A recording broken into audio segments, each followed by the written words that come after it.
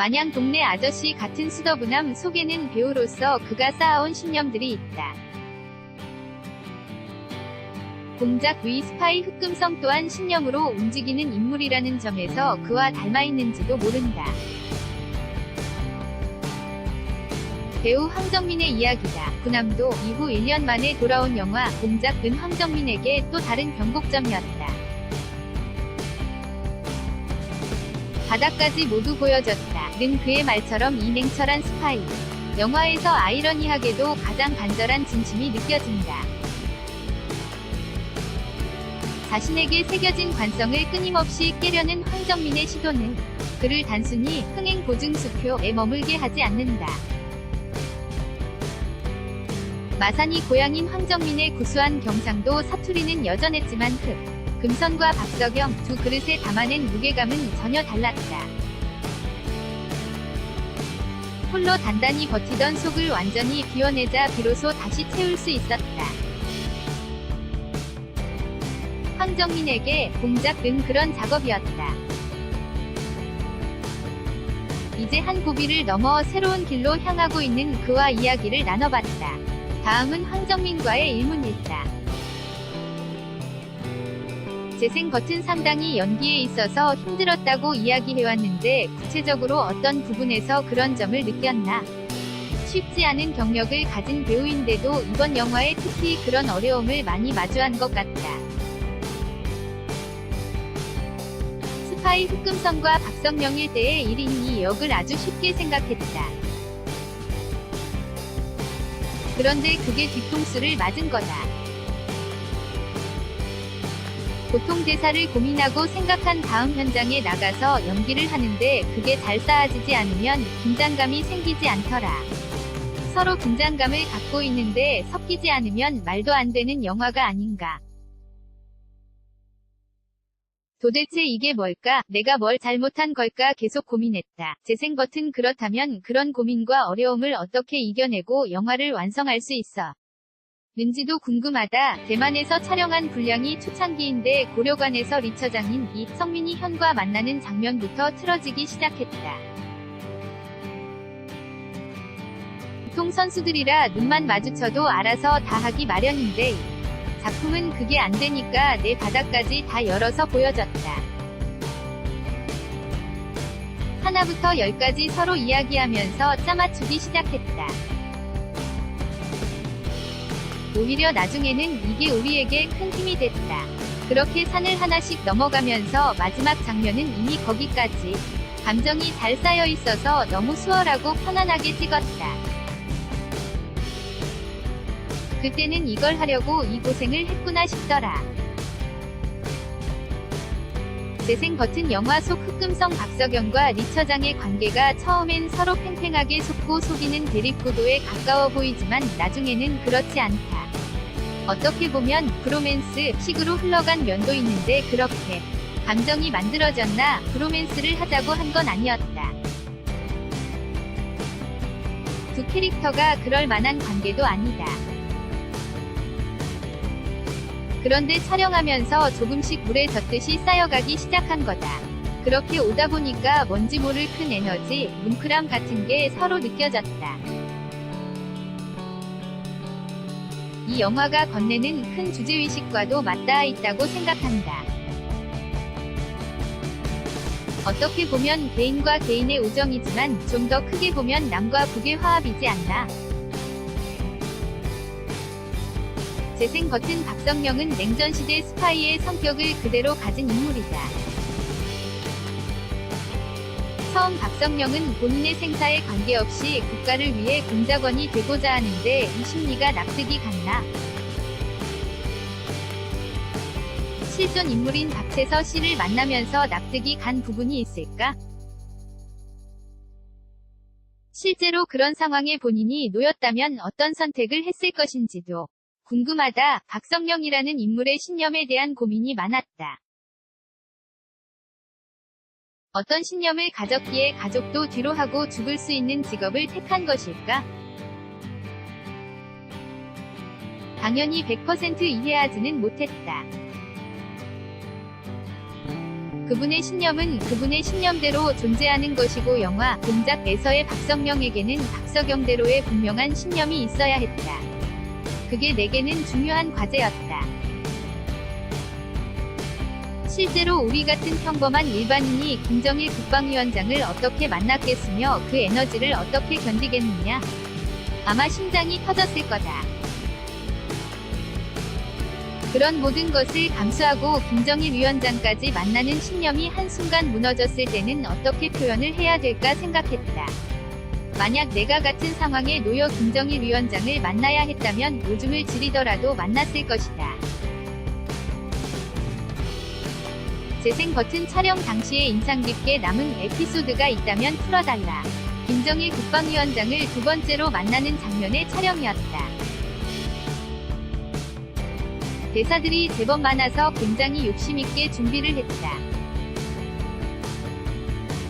촬영 기간이 3일밖에 주어지지 않았는데 그 안에 어떻게든 촬영을 끝내야 했다. 누구 하나 잘못하면 다같이 늦어지니까 잘해야겠다는 생각이 들어서 열흘 전부터 철저하게 준비했던 것 같다. 그런데 막상 갔는데 세트에서 오는 중압감, 진짜 김정일 위원장이 어오는 듯한 현실감 때문에 쫄아붙어서 말이 안 떨어지는 거다. 나랑 이성민이 형이랑 둘이 얼마나 헤맸는지 모른다. 차렷 자세로 대사만 하니까 또 너무 힘든 거다. 감정이나 대사 전달은 정확히 돼야 하는데 자연스럽게 동작을 할 수 없으니까 딱 죽을 것 같았다. 밧줄로 날 묶어놓은 기분이었다. 다음 날이 주식회사 지훈이 촬영이었는데 우리가 너무 힘들었다고 겁을 줬거든. 그런데 지훈이는 너무 잘하는 거다. 괜찮았냐고 하니까 전 괜찮던데요 하더라. 하여간 뻔뻔하게 잘해서 부러웠다. 웃음, 재생 버튼 상당히 배우 황정민에게도 얻을 게 많은 작업이었던 것 같다. 공작 이후에 변화하거나 달라진 지점이 있나 공작을 하면서 내가 모자라서 바닥을 치는 내 스스로를 보는 시점이 오게 됐다. 자괴감에 빠져서 나만 잘하면 된다고 생각했을 때 이성민이 형 또 힘들어하는 걸 알아서 함께 그런 속내를 공유하게 된 거다. 이전에 했던 작업들이 좀 더 내가 잘할 수 있는 에너지가 있었다면 이번 작업은 넌 에너지는 배제하고 주어진 역할의 레시피 안에서 함께 공유를 하는 느낌이었다. 내게는 큰 공부가 됐다. 매번 영화 작업을 하면서 관성이 생기지 않는 건 말이 안 된다. 열심히 한다고 했지만 나도 모르게 관성이 있었는데 그걸 내려놓고 레시피 안에서 하다 보니 내가 열심히 한다고 했지만 놓치고 가는 게 많았다는 걸 알게 됐다. 연기는 나만 잘할 수 있는 게 아니다. 만약 내가 잘하는 것처럼 느껴진다면 그건 성민이 형, 진훈이, 주식회사 지훈이가 있었기 때문에 가능한 일이었다. 재생 버튼 어쨌든 치열한 여름 시장에 출사표를 던진 영화다. 신과 함께 인과 연, 미션 임파서블, 폴아웃 등 만만치 않은 영화들이 버티고 있는데 오락성이 크게 부각된 첩보 영화는 아니라 이에 대한 생각도 있을 것 같다. 일단 관객들이 실화를 좋아하니 자신이 있다. 또 황정민을 좋아한다. 아, 이것도 기사 제목으로 나가면 욕먹는 거 아닐까? 웃음, 잘 되고 안 되고를 떠나서 좋은 시기에 제 영화가 걸린다는 것 자체가 행복하다. 사실 걸고 싶어도 못 거는 영화가 태반인데 저를 필두로 한 영화가 이렇게 걸린 것 자체만으로도 감사하고 복받은 일이다. 손익분기점을 일단 넘기고 더 잘 됐으면 좋겠다는 게 솔직한 심정이지만 어떻게 될지는 모르겠다. 그냥 이 작품을 나만 알고 있는 것은 너무 아까워서 참여한 게 제일 컸기 때문에 이런 일이 있었어 라고 알아주시는 것만으로도 만족한다. 재생 버튼 1년에 2편씩 황정민 영화를 볼 때도 있었다.